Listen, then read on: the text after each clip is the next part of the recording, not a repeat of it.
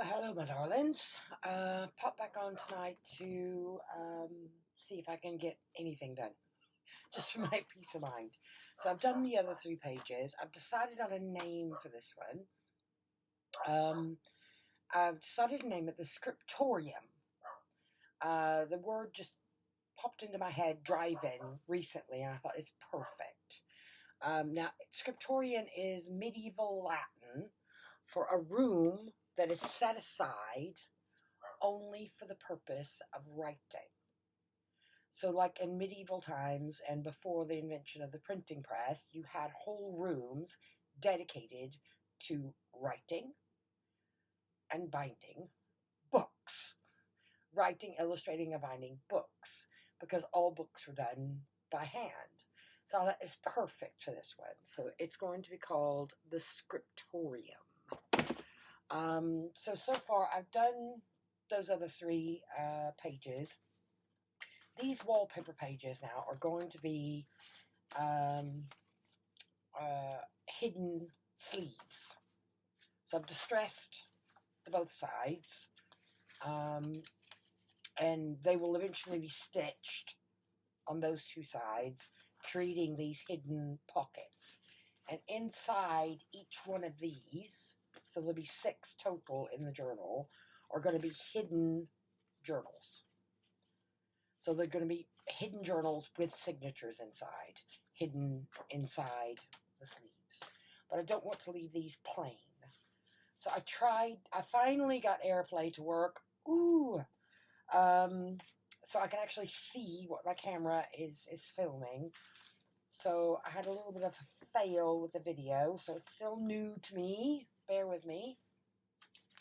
So I've done these out of some antique lace I had from a house clearance and some book pages. I didn't ink anything. I just run it through the sewing machine. So that now is going to get put on at least one side. I've done 3 ready. So they won't have anything bulky behind here. A single card perhaps will go behind here, because this will actually be bulky because it's going to have a hidden journal inside. So let's put these out of the way a minute. So 1, 2, 3. And on one side of these, I'm going to sew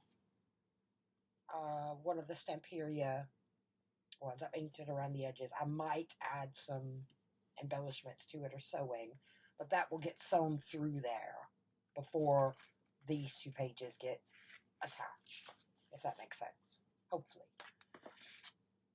So on one page then, I want to do 2 of these smaller tucks. Simple ones, simple rectangles, but I want to back these with some grungy hand-dyed paper, which I will then stamp on top. A scrap piece. This is what my scraps look like. These are A3 pieces of paper that I just keep going to town on. So before I move on to do anything else, I want to get these glued down before I stamp on it and give the glue a chance to dry. So let's get this glue sponge back out. I don't know what happened here, but hey ho. I haven't touched this in about a week, so it's still super juicy. So take one of these and give it a little press. After I filmed this, I actually did top this up.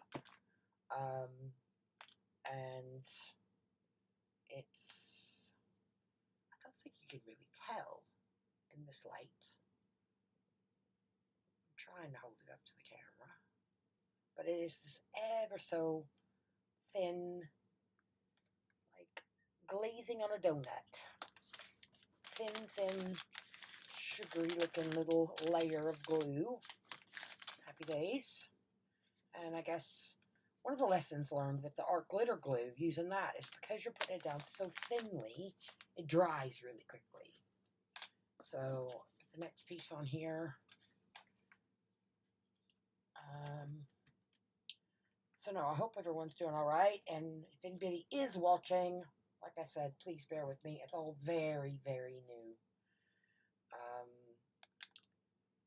But I'm hoping to film a few more and make some progress on this journal because I'm off work next week. So I'll have a week to play and perhaps do some treasure hunting. I haven't done any treasure hunting in a while. Not that I need any treasures, mind, because this little studio room of mine is chock-a-block full of treasures that need using up. But because I work full-time, it's I don't have enough time to use them all up, do I? So this scriptorium idea that you've got a dedicated place just for writing. A room set apart for that. I wonder if there's a medieval Latin term for an art studio. That would be interesting to look up, because we often say studio when we refer to an artistic space. I wonder if that has got any connections to there must be a Latin root for it, surely, or it's come from a different language and then absorbed by the English language. Now this glue sponge is really juicy. Ooh, that side? Yes, that side. No, I do play around, do my own handmade papers, and I do make my own homemade oxide sprays. So I don't know if I'm going to make one for this particular journal, because the oxide sprays, I make my own homemade version in the color that I want. And because this one is so grungy, I don't know, I might see if I can get some more neutrals. Well, I use neutrals on the wallpaper. But I don't really want a lot of color, because I just want to go back towards the end when you're putting the final touches and put some pops of blue and pops of red into it. Because you would in something like writing or envelopes. So these now can go over here a minute, out of the way, to dry. I'm going to leave the glue sponge out a minute. So on one side of these as well, I've cut some rectangles out of brown cardstock. Those are going to get sewn onto an edge to be a tuck going this way, because I've already got a belly band in there. But those, I have this book, Great Thoughts from Masterminds, circa 1903. And mainly religious, but there's all sorts in here. Not a great many images, lots of text, and I want to use these up. So I thought, let's just go to town and cover them with text. And this stuff is so thin and so old. There's not a great deal else I can do with it other than just glue it to something. I've got some really old newsprint that's full of photographs back there as well. That is the same way. It's just so thin and sepiaed, and you just can't do anything else with it except glue it. So just tear off random bits and cover them. So I'm going to carry on with this for a few minutes, and I want to do a little experiment with my airplay, because I think I shouldn't have put that down. It says Wolf died. I wonder if I can pull it up quick. Nope. Nope. It's dried. It's taken that quickly. Now I want to do a little bit of an experiment with this airplay and try to film this in sections, because I think if I film it in sections using my desktop Mac, then it'll export it as one big movie file. But I want to have a go first. And I'll use this video to sort of test it out. Put that right up at the top. That's longer than my sponge. Move it down a bit. And there we go. And, oh, let's give a go with this sponge for this one as well. Let's see if it'll work. Oh, honestly, I'm full of cold. I think everybody in town is ill. Everybody where I work is ill. There is just some sort of low-level cold that's just kicking everybody's backside right now. Is that going to work? Give it another press in the middle for luck. And I've kept the date on there. April 4th, 1903. Volume 3, 5th series. Great thoughts from masterminds. Right. I'm pleased with that. Leave it dry, and then I can trim off the edges. So I'm going to pause there, have my little test with the software here that I'm using, and I'll come back once I've got these backed. So 2 ticks and back. Not been gone but a couple of minutes. I put the glue sponge away. These went down really, really quickly, and I think they're nearly dry. Curling up a little bit, but that's fine. Leave those there a minute. These are more or less dry. So let's do some stamping. I've got, get that bigger block. I'm not getting the stamping platform out. I'm just going to go for it. I think these are woodware ones. I think. And they're really thick. So I'm going to do one of each on there. Just trying to keep track of which way is the right way up. That way. So in black. So I don't really buy new stamps. Some of my my Tim Holtz ones are more or less new, or I've asked for them as like birthday presents or Christmas presents. But most all my other stamps are secondhand. I find them secondhand on Marketplace, in charity shops, crafty stashes. We have a local lady where I'm at who does a really big crafty stash about 3 or 4 times a year. There's a new D-stash coming up in town in March. So, yeah. So, not perfect. I can't restamp it because I'm not on the stamping platform, but that's fine. I'm going to live with it. I'm going to go with it. So, here we go. That is... God, these are so sticky. Lovely, but sticky. They don't want to let go.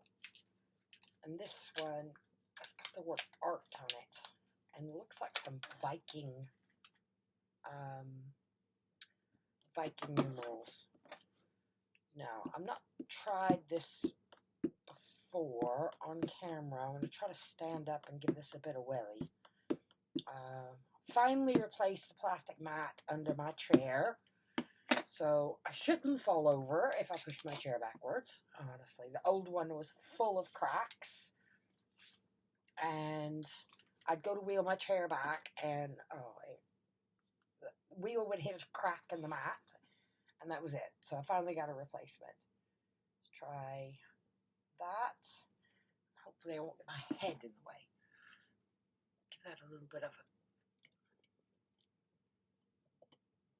press. Was it somebody, one of the stamper ladies in Craft Club said, walk around the stamp.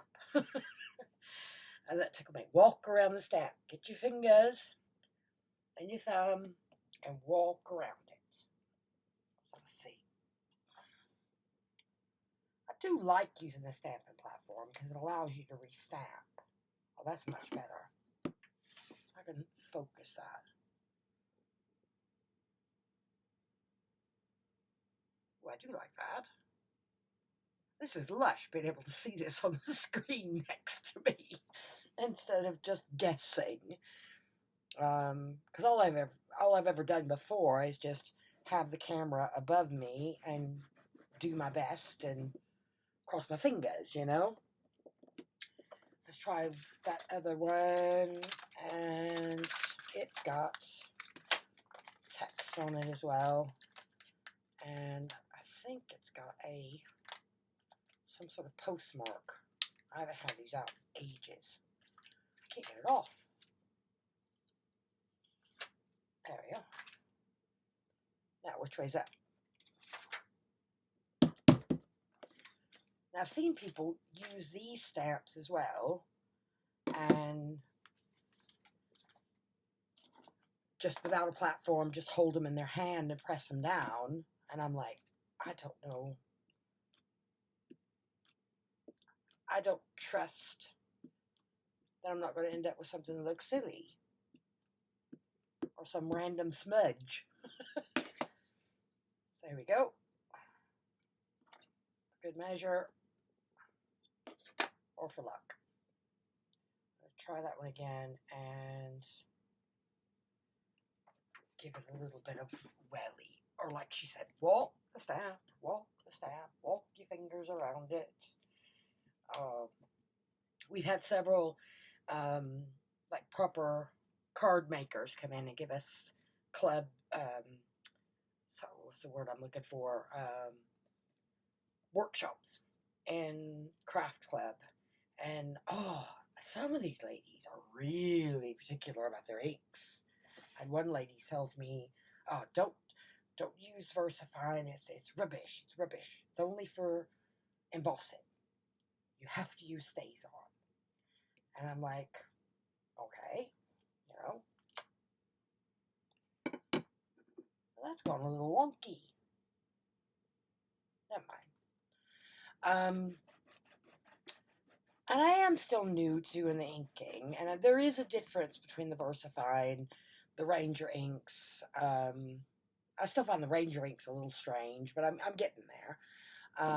But the StazOn, I do appreciate more now. It's a solvent based, which means it's really stinky, which means I'm not too keen on breathing that in a lot. But StazOn has its purpose for stamping on stuff that won't take VersaFine. But I've been quite happy with the VersaFine colors on paper and card, and but like vellum, you gotta have something like StazOn for vellum for sure. So I only have a couple of ones of that. Ranger ones, I've got a couple of inks, some oxides, and I'm just going for color at the moment if I'm doing anything in particular. So let's try the text block. Now I noticed on some of these, some of these, that's printed upside down because I've printed them upside down. That one isn't upside down. One of these is. So I don't know if this is like an older set. But it's caught me out a few times. This set has. And I'm like, why is it upside down? And I flip it upside, and the actual logo on the back is printed upside down. Like many others as well, I got, is it Hodgepodge? I finally got that set. Honestly, not happy with the quality of that. Is it Hodgepodge? No, Hodgepodge was the one big one. Tidbits. That was it. Let me check.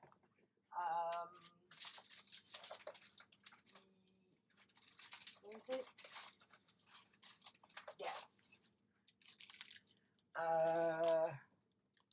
Yeah, that's the Tidbits one, isn't it? Yes, Tidbits. Not happy. Not happy at all. I fell in love with these stamps when I first started using my first set. And that is, the quality of that one is really poor. I mean, really poor. For the price that you've paid. For the price that I've paid for it, it's really poor. Now, do I want that whole thing, or do I want to offset it? I'm going to offset it anyway. No, because, I mean, they're really good quality stamps. With the layers of foam and everything. And that one is just, no. I've been really pleased with all of the other Tim Holtz Stampers Anonymous stamps that I've got. I don't have many sets, but they're all really superb stamps, apart from that one. That'll be lovely. This is another weird new thing to me, is trying to focus the camera, because I think I got to tilt it that way, and I got to tilt it the other way, because everything I'm seeing on my screen is reversed. I'll embellish the sides of these with something else. Will that one go on? See, that's the one. So that's the right way up. And you flip it over, and that's upside down. No. Yes. That way. Simple. It's such a simple thing, but it sort of broke my brain a couple of times when I've been trying to do it. And you think, why am I flipping this around the wrong way all the time? Only when I'm using the blocks. If you're on the stamping platform, you're all right, really. No, it was on the stamping platform. I did that mistake. So let's get that one there. So no, like I said, this is all very new to me. I'm getting there, learning some lessons. I get these done, and the other ones trimmed down. Those will get trimmed down and embellished, and then I will stitch them all onto the wallpaper. And I need to get my mini journals created to go inside those. So I won't film me trimming things down, but I might come back on and have a go. Do I want to stamp these?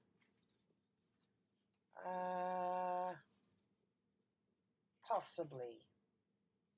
Right. I will pause again and carry on, and hopefully all of these now on the software will export as one.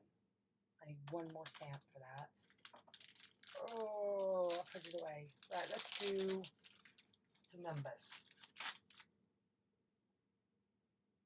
Which way's up? Honestly, it hurts my head a bit. Let's see, which way's up?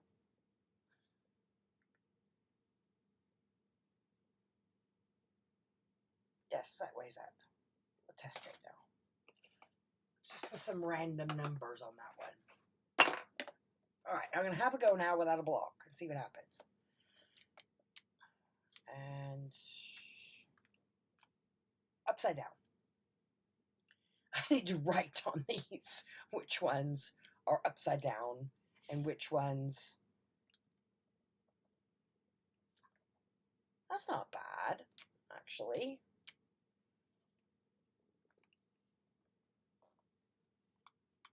I don't know if that would work with a like a thinner silicone one.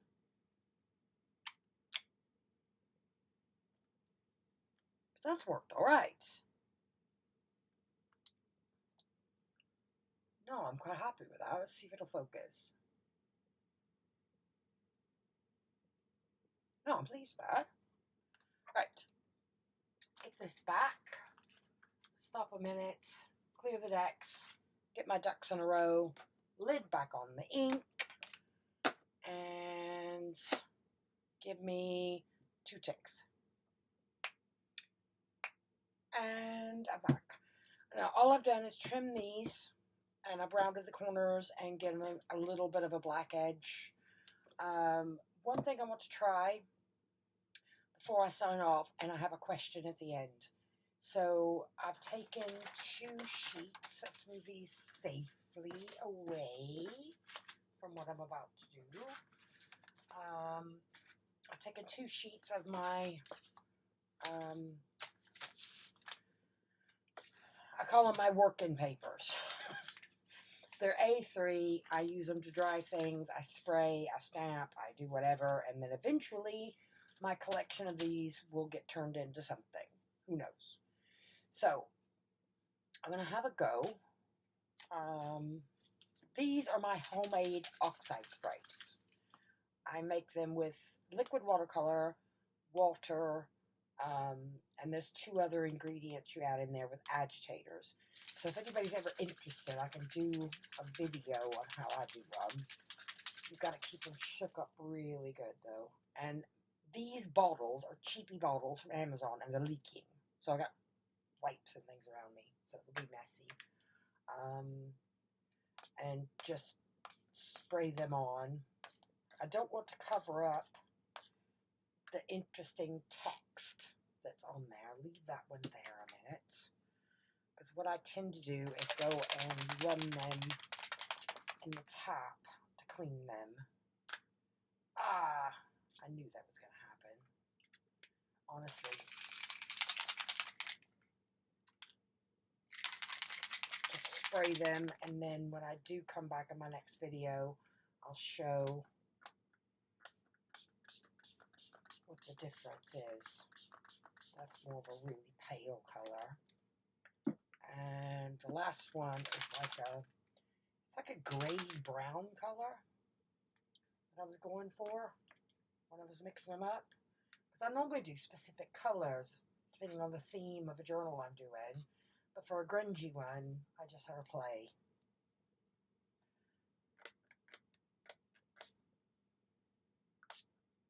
Whoop. Like I said, these bottles aren't great. I want to cover up the word hope. There we go. Right. So I'm going to leave these dry. And I will come back to show the results later. Put these away, ready to get wiped up. I normally do this in another room where I've got more protection. So for now, this will work. Take them away. And last question before I go is this stuff. I found a bunch of it in a house clearance, and I found the white stuff in a haberdashery bag in a charity shop recently.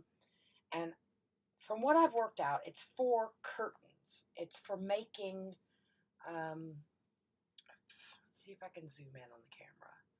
It's for doing pleats and curtains. So is that going to focus? There we go. So it's plain on one side. It's cotton, which means it's going to take dye. It's going to take ink. It's going to take all sorts.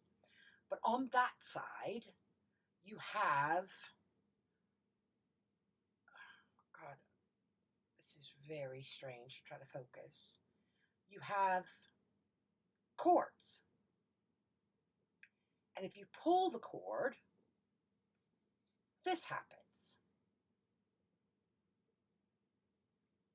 So my first thought was, okay, well, edge ruffles, isn't it? Because you then tie that to stop it from unruffling.